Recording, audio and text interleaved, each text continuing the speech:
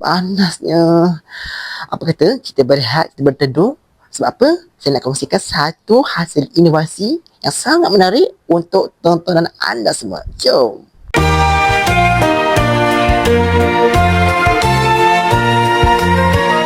Rasa sayang, hey, rasa sayang, sayang, hey, hey keluargaku bahagia. Rasa sayang, hey, rasa sayang, sayang, hey, ayah, ibu penyayang hati. Jaga kami setiap masa, adik abang tak bergaduh, hidup bersama, oh harmoni. Rasa sayang, hey, rasa sayang, sayang, hey, hey Audio Keluargaku Bahagia. Okey, ini merupakan satu lagu pendidikan yang dibina dengan temanya ialah kekeluargaan. Kumpulan kami menggunakan elemen audio serta visual dalam penghasilan bahan ini kerana adanya video muzik dan disertakan dengan sari kata. Kami menggunakan kecerdasan buatan Suno AI untuk menghasilkan lagu ini dengan mengambil irama asal dari lagu Rasa Sayang. Bermakna lagu tu adalah yang rasa sayang, hey, rasa sayang, sayang, hey. Lagu tu kami ambil iramanya dan kami ubah suai liriknya untuk disesuaikan dengan kandungan kami. Lagu itu merupakan lagu yang sangat dekat dia di hati para pelajar, para murid. Jadi mereka senang nak ikut lagu tu, senang nak ulang banyak kali sampailah mereka ingat dalam kepala mereka. Kami ubah suai lirik itu pada kandungan yang bertemakan kekeluargaan. Untuk apa? Untuk mendedahkan kosakata tentang keluarga kepada murid-murid. Kami menggunakan elemen visual juga, yang mana kami memaparkan seri kata berwarna-warni untuk membantu murid-murid mengasah kemahiran membaca mereka. Kenapa? Mereka dapat meningkatkan lagi literasi membaca menerusi bahan ini. Bukan sekadar wujud ataupun terciptanya satu produk berdasarkan masalah-masalah yang timbul.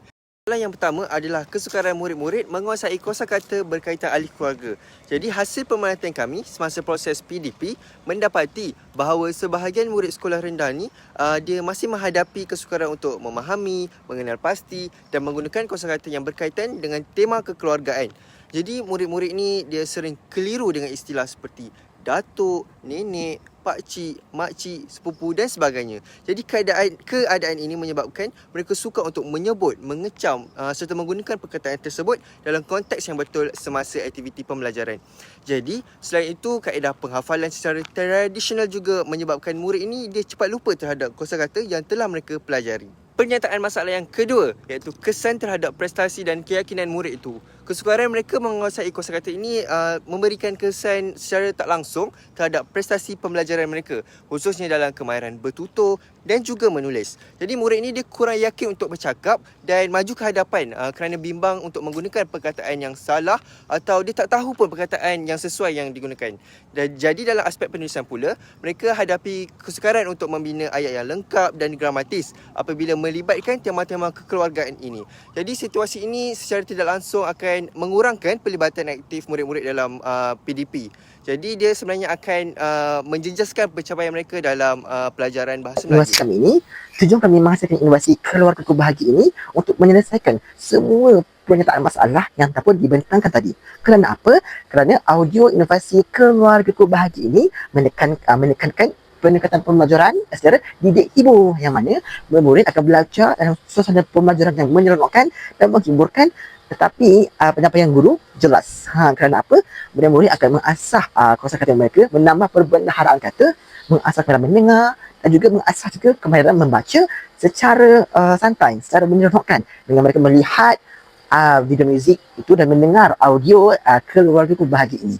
Makna kata, murid akan dapat memahami lebih banyak kosakata keluarga serta mampu mengasah kemahiran membaca mereka secara, orang kata, tanpa sedar. Mereka sedang berseronok, berhibur dengan menyanyi, mereka membuat pergerakan kinestetik, tetapi dalam masa yang sama mereka akan mendapat banyak input berkenaan tema kekeluargaan.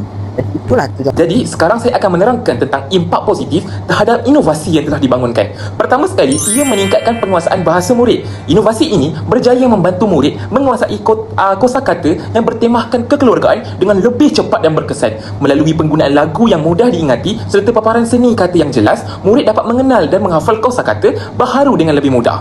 Untuk aspek pasaran komersial bahan pula, kami telah berjaya membuat cubaan uji lari produk inovasi kami di dua buah sekolah, iaitu Sekolah Kebangsaan Balik Raja di Muar Johor dan SK Kampung Cegar Kedah. Berdasarkan pemerhatian kami, majoriti murid yang telah menggunakan audio Keluargaku Bahagia ini jelas memperlihatkan tahap kefahaman yang baik terhadap kosakata bertemakan kekeluargaan. Malah, mereka menunjukkan tumpuan tidak berbelah bahagi kepada produk kami kerana visual menarik yang berwarna-warni serta audio yang menarik.